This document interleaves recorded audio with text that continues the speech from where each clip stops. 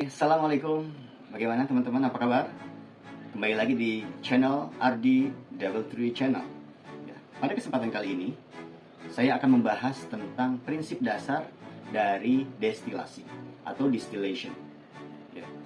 Kenapa ini saya ambil menjadi topik? Karena proses ini sangat dekat sekali dengan kehidupan kita di masyarakat ya. Karena produk-produk distilasi ini banyak sekali digunakan di kehidupan kita. Contoh, yang pertama, ada bahan bakar minyak. Tentu teman-teman tahu dong apa yang namanya Pertamax, Pertalite, kemudian juga ada solar, dan lain sebagainya. Atau zaman dulu mengenal namanya minyak tanah ya. Itu adalah produk-produk dari destilasi. Selain itu juga ada air minum, air bersih. Tentunya bukan diperoleh dari air sumur ya.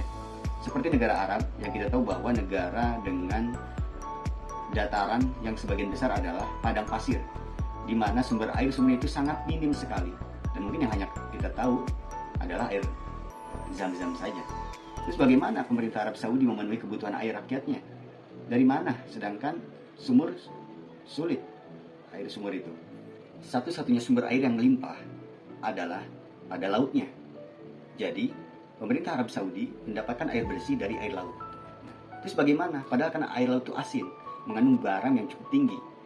Nah, oleh karena itu pada pembahasan kali ini akan dibahas bagaimana air bersih, air tawar ya, itu diperoleh dari air laut. Itu salah satu produk dari destilasi tentunya ya. Oleh karena itu teman-teman semua tonton sampai akhir ya video ini. Mudah-mudahan bermanfaat bagi teman-teman semua, sehingga menambah pengetahuan tentang bagaimana produksi bahan bakar minyak, kemudian juga bagaimana mendapatkan air bersih dari air laut, dan produk-produk lainnya dari proses destilasi. Oke?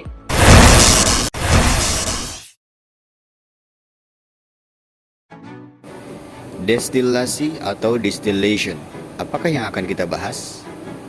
Yang akan dibahas adalah yang pertama, distillation meaning, basic principle, types of distillation, simple distillation practice, dan industrial distillation application. Itulah poin-poin yang akan dibahas pada video kali ini. Tonton terus ya, sampai akhir. Berikutnya adalah arti dari destilasi. Destilasi adalah salah satu metode untuk memisahkan campuran bahan kimia berdasarkan perbedaan kecepatan penguapan, berdasarkan titik didih yang dimiliki oleh masing-masing senyawa kimia. Boiling point atau titik didih. Titik didih suatu zat cair adalah suhu di mana tekanan uapnya sama dengan tekanan gas di atasnya. Titik didih normal suatu zat cair adalah suhu di mana tekanan uapnya sama dengan 1 atmosfer atau 760 torr. Cairan yang telah mencapai boiling point-nya akan ditandai dengan adanya gelembung udara dan terjadi penguapan. Oke, berikut ini adalah data dari boiling point beberapa solvent atau pelarut organik. Prinsip dasar dari destilasi adalah suatu campuran dari beberapa komponen akan dipanaskan. Kemudian, komponen-komponen tersebut akan mengalami penguapan pada saat titik didih masing-masing tercapai. Uap yang dihasilkan kemudian akan mengalami pendinginan pada kondensor.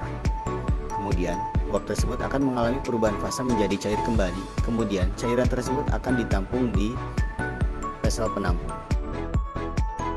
Baik, ini adalah salah satu contoh secara umum sistem destilasi skala laboratorium. Berikut ini adalah jenis-jenis destilasi yang sudah banyak digunakan. Yang pertama adalah simple distillation, yang kedua ada steam distillation, yang ketiga ada vacuum distillation, yang keempat ada fractional distillation, dan yang kelima ada azeotropic distillation. Simple distillation atau destilasi sederhana, yaitu sebuah teknik pemisahan kimia untuk memisahkan dua atau lebih komponen yang memiliki perbedaan titik didih yang jauh. Suatu campuran dapat dipisahkan dengan destilasi biasa ini untuk memperoleh senyawa yang murni. Senyawa yang terdapat di dalam campuran akan menguap saat mencapai titik didih masing-masing. Seperti pada gambar di bawah ini, suatu campuran dipanaskan. Senyawa yang memiliki titik didih paling rendah akan menguap terlebih dahulu. Uap tersebut kemudian akan menuju kondensor dan mengalami pendinginan, sehingga akan terjadi penurunan suhu. Uap tersebut akan berubah fasa, dari fasa uap kemudian akan menjadi cair kembali. Fase cair tersebut kemudian akan ditampung di vessel penampung. Beberapa aplikasi dari sistem destilasi sederhana. Yang pertama, distilled water production. Yang kedua, production of water for injection, separation of volatile from non-volatile substances, desalination of seawater, separation of ethanol and water, separation of acetone and water. Yang kedua, ada steam distillation atau destilasi uap, yaitu salah satu sistem destilasi yang khusus digunakan untuk senyawa-senyawa yang sensitif terhadap pemanasan secara langsung. Destilasi ini secara umum digunakan untuk destilasi campuran air dengan senyawa yang tidak larut dalam air, dengan cara mengalirkan uap air ke dalam campuran sehingga bagian yang dapat menguap berubah menjadi uap pada temperatur yang lebih rendah daripada dengan pemanasan langsung. Untuk destilasi uap, labu yang berisi senyawa yang akan dimurnikan dihubungkan dengan labu pembangkit uap. Uap air yang dialirkan ke dalam labu yang berisi senyawa yang akan dimurnikan dimaksudkan untuk menurunkan titik didih senyawa tersebut, karena titik didih suatu campuran lebih rendah daripada titik didih komponen-komponennya.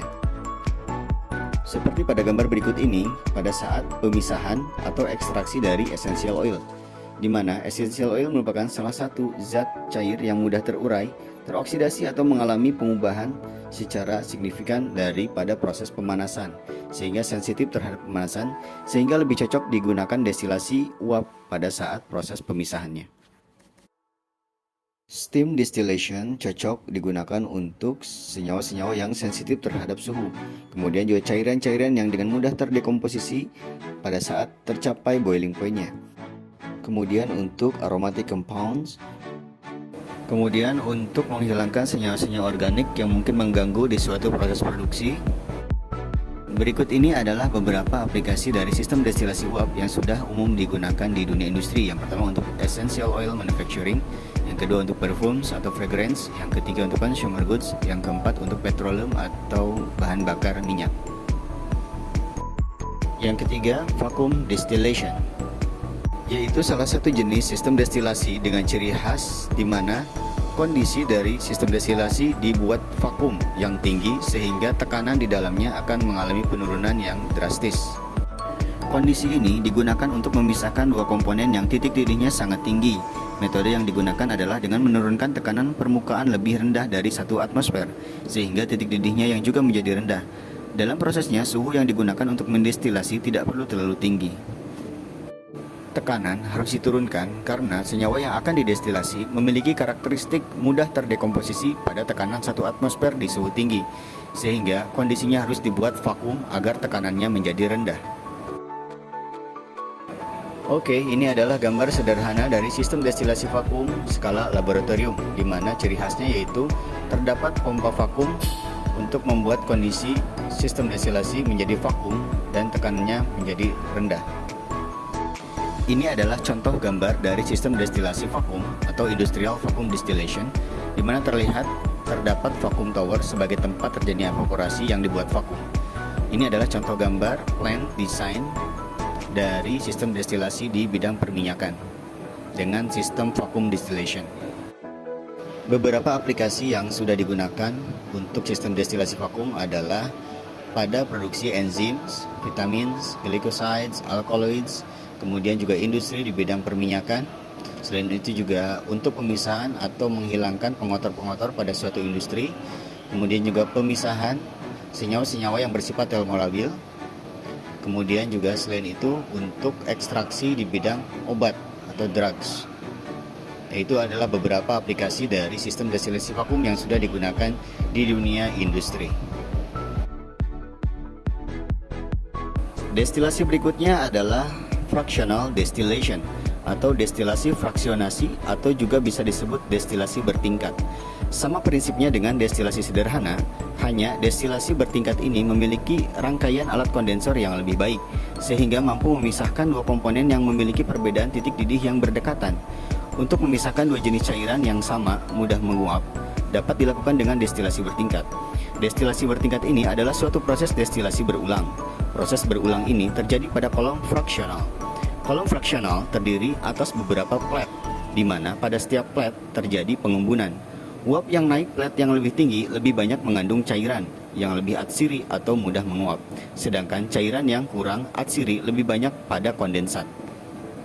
Seperti pada gambar ini, terlihat terdapat adanya kolom fraksional pada sistem destilasi ini. Di dunia industri, yang paling terkenal dan paling umum digunakan pada sistem destilasi fraksionasi adalah pada crude oil refinery atau kilang minyak mentah atau minyak bumi. Sesuai dengan gambar yang ditampilkan, dapat terlihat bahwa crude oil atau minyak mentah itu dapat dipisahkan menjadi beberapa senyawa berdasarkan perbedaan titik didih, mulai dari titik didih yang paling rendah yaitu di bawah 25 derajat Celcius sampai yang paling tinggi yaitu di atas 350 derajat Celcius. Secara umum, minyak mentah tersebut dapat terbagi menjadi liquid petroleum gas atau LPG, kemudian juga petrol, gasolin atau bensin, kemudian naphtha, parafin, diesel, kemudian juga fuel oil, lubrication oil, dan bitumen. Khusus pembahasan tentang bahan bakar minyak ini, saya sajikan di akhir video. Jadi bagi teman-teman yang ingin tahu lebih lengkap, tonton video sampai akhir, jangan di skip-skip, dan jangan lupa like, share, komen, dan subscribe. Oke? Thank you. Jenis lainnya dari destilasi adalah azeotropic distillation atau destilasi azeotrop, yaitu salah satu teknik destilasi yang digunakan untuk memisahkan campuran azeotrop. Campuran azeotrop adalah campuran dari dua atau lebih komponen yang sulit dipisahkan. Biasanya, dalam prosesnya digunakan senyawa lain yang dapat memecah ikatan azeotrop tersebut atau dengan menggunakan tekanan yang tinggi. Ini adalah salah satu desain dari azeotropic distillation sederhana, di mana terdapat addition flash sebagai tempat senyawa yang digunakan untuk memecah ikatan azeotropik pada suatu campuran. Pada desain tersebut juga terdapat heat exchanger digunakan sebagai alat penukar panas. Beberapa aplikasi dari azeotropic distillation, yaitu yang pertama ada pemisahan antara acetic acid dan air dalam suatu campuran. Kemudian dalam prosesnya dapat ditambahkan N-butyl asetat sebagai komponen untuk memecah ikatan azeotrop antara acetic acid dan air. Kemudian juga ada campuran dari etanol dan air, disebut juga dehydration of ethanol. Yang ketiga ada juga digunakan dalam petroleum refineries untuk beberapa kasus dalam destilasi di perminyakan. Itu adalah beberapa dari aplikasi sistem azeotropic distillation. Ini adalah salah satu alat destilasi dengan sistem rotary evaporator dari brand Jerman, yaitu merek IKE RV5 Basic skala laboratorium. Bagian-bagian dari alat ini adalah yang pertama heating bed, yang kedua ada evaporation flask sebagai tempat sampel, kemudian yang ketiga ada condenser sebagai tempat pendinginan, kemudian ada cooling inlet untuk air masuk dan cooling outlet untuk air pendingin keluar, kemudian ada collecting flask, sample inlet, dan motor pemutar evaporation flask. Ini adalah data dari physical and chemical properties dari aseton. Bisa kita lihat boiling point-nya adalah 56 derajat Celcius. Selanjutnya saya tampilkan salah satu alat destilasi dari brand Jerman dengan sistem rotary evaporator, yaitu dengan merek IKE RV5 Basic untuk tipe motor. Untuk tipe heating bednya yaitu IKE World HB4 Basic. Alat ini merupakan salah satu alat destilasi yang sudah umum digunakan di chemical laboratory untuk skala industri maupun skala pendidikan. Salah satu kelebihan dari alat ini adalah dengan adanya sistem putaran pada flash sample, maka penguapan dan pemisahan akan lebih cepat dan lebih optimal. Oke, selanjutnya saya akan mencoba untuk mendestilasi sampel sebanyak 500 ml, di mana sampel ini adalah limbah dari sisa hasil kegiatan di laboratorium kimia zat warna tekstil, di mana limbah ini berisi campuran dari aseton, air, dan juga pemotor-pemotor dari sisa zat warna tekstil, khususnya zat warna tekstil yang bersifat disperse atau yang tidak larut dalam air, sehingga pembersihan alat-alat gelas di laboratorium tersebut harus menggunakan aseton. Oke, lanjut kita charging sebanyak 500 ml sampel tersebut ke dalam evaporation flask, di mana kapasitas maksimum dari evaporation flask ini adalah 1 liter atau 1000 ml dengan merek Scott Duran. Tujuan dari percobaan ini ialah saya ingin mendapatkan aseton dari campuran limbah tersebut sehingga dapat digunakan kembali. Ini adalah bagian dari alat yang berfungsi untuk injeksi sampel. Selain kita bisa langsung charging sampel ke dalam vessel evaporation flask, kita juga bisa injeksi sampel melalui selang tersebut. Oke. Baik, kita pasang atau install clean collecting flash sebagai tempat anti destilat atau cairan yang kita inginkan.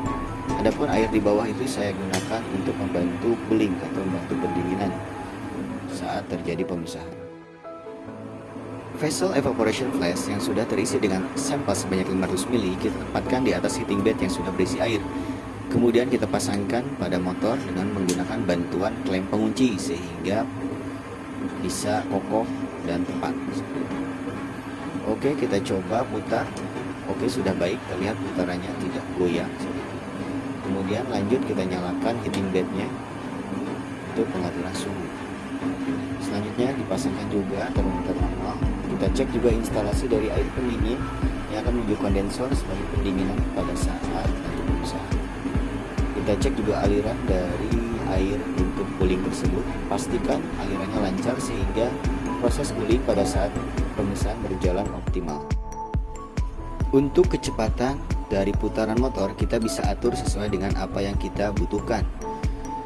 Untuk settingan dari motor ini ada angka 1 sampai 9 kecepatan, di mana angka 9 menunjukkan kecepatan yang paling tinggi, seperti ini, kecepatan yang maksimal.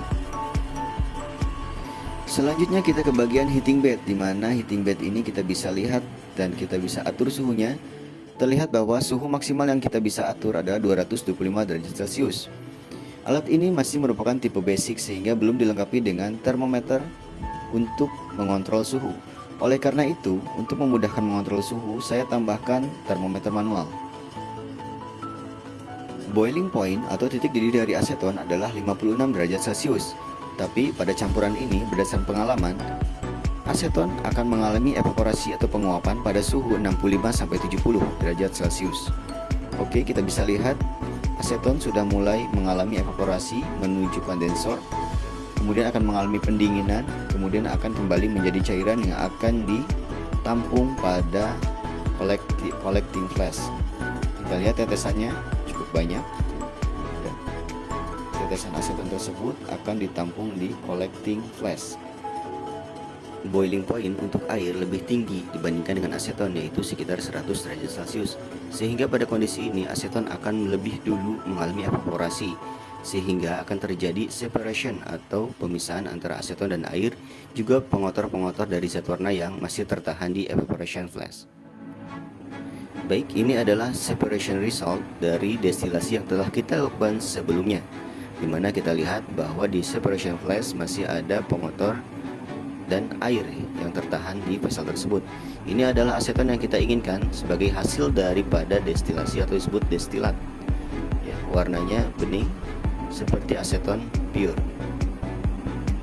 Setelah kita dapatkan keduanya, maka kita akan ukur berapa persen kita memperoleh aseton yang kita inginkan. Dari awal sampel yang didestilasi adalah setengah liter atau 500 ml. Oke, kita ukur asetonnya sekitar 400 ml, cukup banyak, atau sekitar 80% dari campuran awal.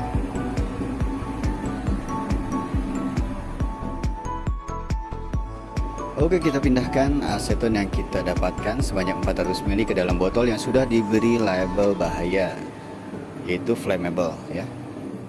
Aseton ini akan dicek water contentnya atau kadar airnya untuk mengetahui apakah ada air yang ikut terevaporasi dengan aseton. Aseton ini masuk ke dalam grade aseton teknis. Jika diperlukan, kita juga bisa cek purity atau kemurniannya. Kita juga cek efektivitas dalam penggunaan kembali aseton hasil destilasi tersebut, apakah masih efektif ataukah tidak dalam penggunaannya. Desalination of seawater, yaitu metode yang digunakan untuk memperoleh air bersih atau pure water dari air yang memiliki kandungan garam yang tinggi. Contohnya yaitu dari air laut. Metode desalination tersebut dibagi dua. Yang pertama ada thermal desalination, yang kedua ada reverse osmosis desalination.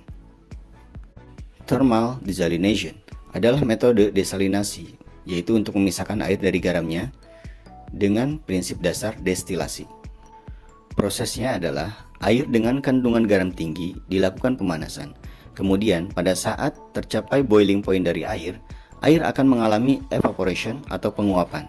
uap air akan menuju pendingin, kemudian akan mengalami perubahan fasa dari uap menjadi cair kembali dan ditampung di vessel penampung. Air yang diperoleh sudah bebas dari garam.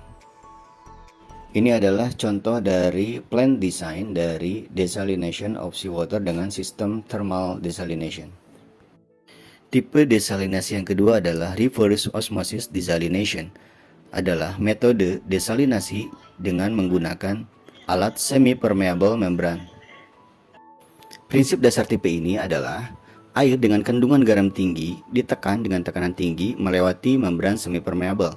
Kontaminan-kontaminan berupa garam, kemudian juga bakteri-bakteri dan pengotor lainnya akan tertahan di membran semi-permeable, sehingga output dari sistem ini sudah menjadi air yang bersih tanpa kontaminan berupa garam dan pengotor-pengotor lainnya.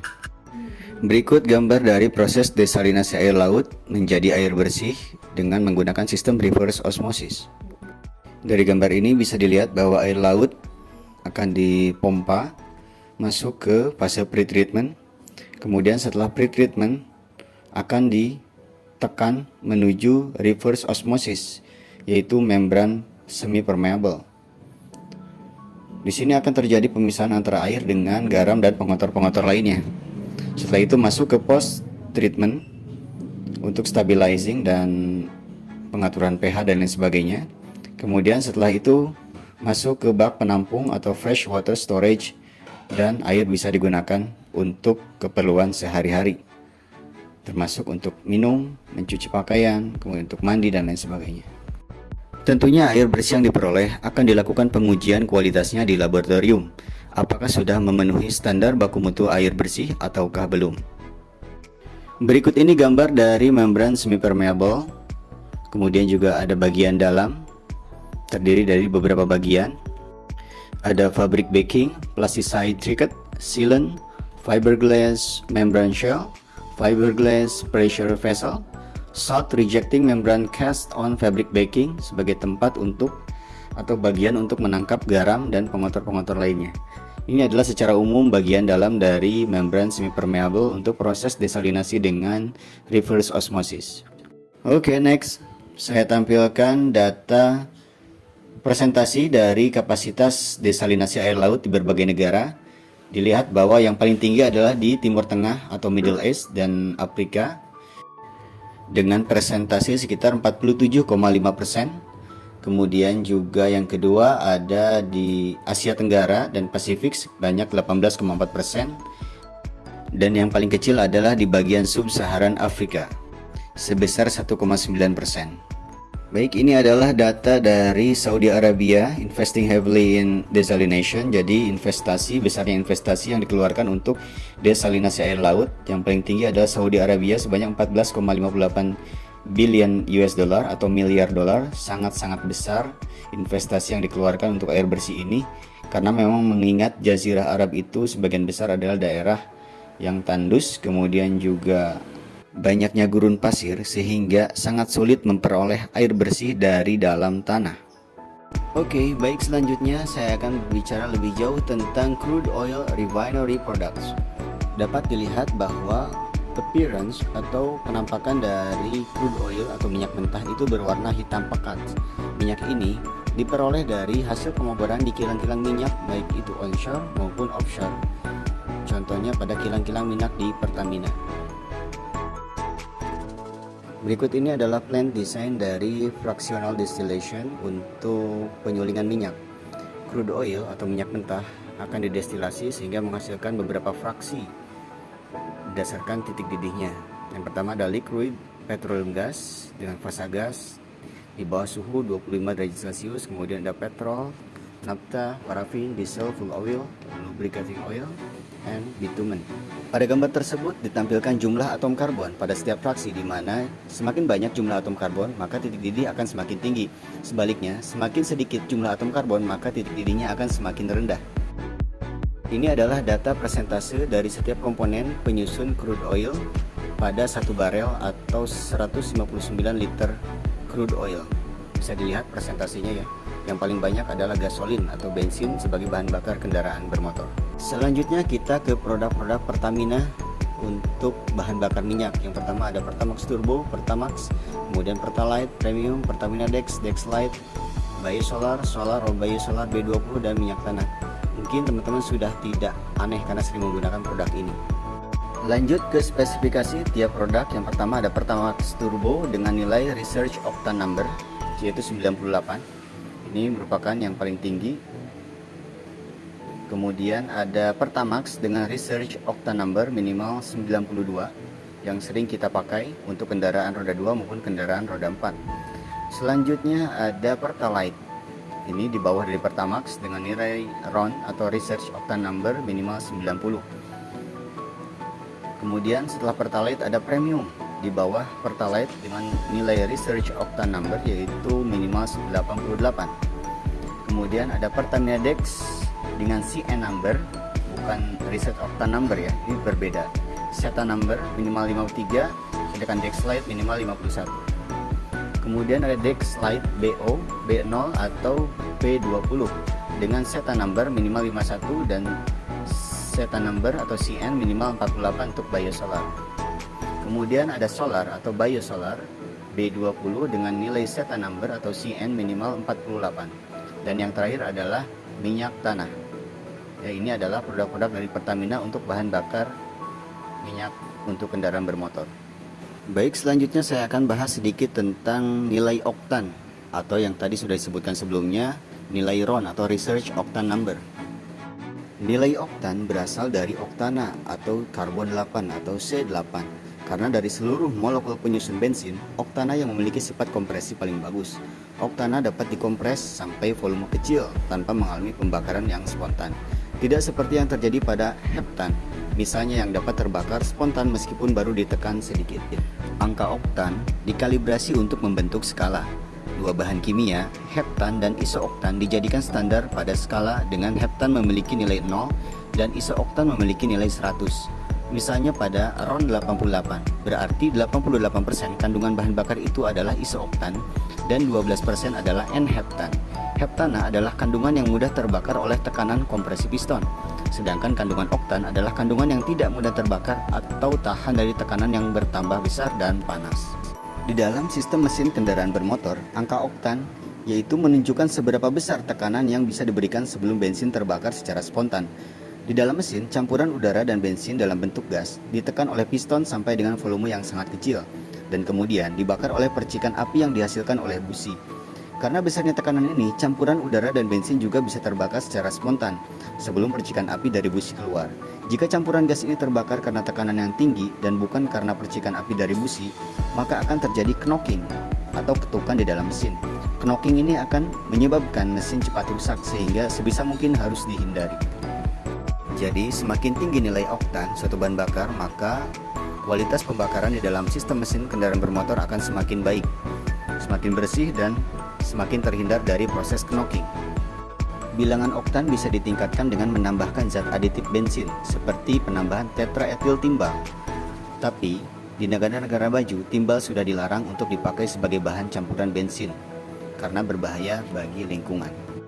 Zat aditif lainnya yang bisa ditambahkan adalah dengan menambahkan MTBE atau metil tertiary butyl ether yang berasal dari etanol, di mana MTBE ini dapat meningkatkan bilangan oktan, tetapi juga bisa menambah oksigen pada campuran gas di dalam mesin, sehingga akan mengurangi pembakaran tidak sempurna bensin yang menghasilkan gas CO. Belakangan diketahui bahwa MTBE ini juga berbahaya bagi lingkungan karena mempunyai sifat karsinogenik dan mudah bercampur dengan air. Pada kendaraan bermesin diesel, bahan bakar yang digunakan memiliki angka setan atau CN number yang sudah disebutkan sebelumnya. Bilangan setan ini berhubungan dengan kemampuannya dalam pembakaran. Sederhananya, semakin tinggi angka setan, makin cepat mesin menyala dan menghasilkan tenaga yang besar. Karena pada dasarnya mesin diesel membutuhkan reaksi cepat pembakarannya untuk membuatnya bekerja untuk menghasilkan tenaga yang besar. Apa perbedaan bilangan oktan dan bilangan setan? Kedua bilangan ini memiliki perbedaan yang cukup signifikan. Perbedaan utama dari kedua bilangan tersebut terletak pada kemampuannya untuk melakukan pembakaran pada mesin kendaraan. Bilangan oktan mengukur kemampuan untuk menahan atau pre-ignition dari bahan bakar. Makin tinggi angkanya, maka makin delay pembakarannya agar tidak menghasilkan residu yang merusak dan mengganggu kerja mesin. Sedangkan bilangan setan atau CN number mengukur keterlambatan pembakaran bahan bakar di mesin diesel. Semakin besar bilangannya, maka semakin cepat pembakarannya. Oleh karena itu, berdasarkan mesin yang digunakan, bahan bakar dengan bilangan oktan digunakan untuk mesin dengan pembakaran dalam seperti mesin bensin. Sedangkan bilangan setan digunakan untuk bahan bakar mesin kompresi yang dikenal sebagai mesin diesel. Tentunya langkah yang paling aman saat kita memilih bahan bakar untuk kendaraan yang kita gunakan adalah berdasarkan rekomendasi dari pabrikan atau produsen dari kendaraan yang kita miliki. Karena setiap kendaraan memiliki spesifikasi yang berbeda-beda sesuai dengan rekomendasi dari produsen kendaraan tersebut. Berikut adalah data dari Pertamina Refinery Overview. Yang pertama adalah daerah-daerah penghasil crude oil, yang kedua ada jenis-jenis produk yang dihasilkan dari Pertamina, kemudian juga yang ketiga ada gambar untuk kapasitas dari produksi Pertamina. Dapat dilihat dari grafik dan presentasi yang dihasilkan tersebut. Selanjutnya saya tampilkan data demand for crude oil worldwide sampai tahun 2023. Terlihat bahwa tahun ini memiliki permintaan jumlah bahan bakar minyak tertinggi, yaitu 101,89 juta barrel per hari. Selanjutnya ini dalam bentuk grafik, tahun ini merupakan tahun tertinggi ya permintaan crude oil atau minyak mentah dunia, seperti itu, dan mungkin akan terus bertambah sampai akhir tahun, seperti itu. Ini satuannya dalam satuan juta per hari ya, cukup banyak.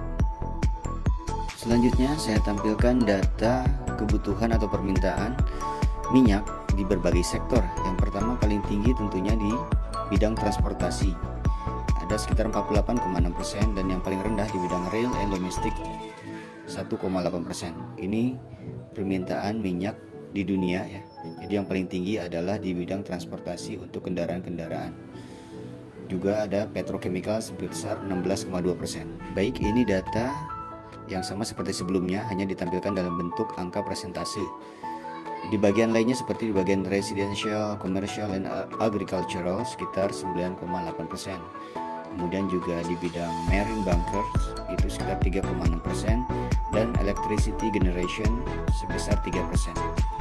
Baik, data selanjutnya adalah data perusahaan-perusahaan di dunia yang memproduksi crude oil menjadi bahan bakar minyak. Yang pertama yang paling tinggi adalah Saudi Aramco, Saudi Arabia 13.600 barrel per day. Data ini diambil tahun 2022. Kemudian juga ada PetroChina, Exxon, Petrobras, Shell, Chevron, dan BP, dan lain-lain. Oke, ini dalam bentuk angka perusahaan pemproduksi crude oil menjadi minyak bahan bakar ya, dapat dilihat datanya. Yang paling tinggi ada Saudi Aramco sebanyak 13.600 barrels per day atau per hari.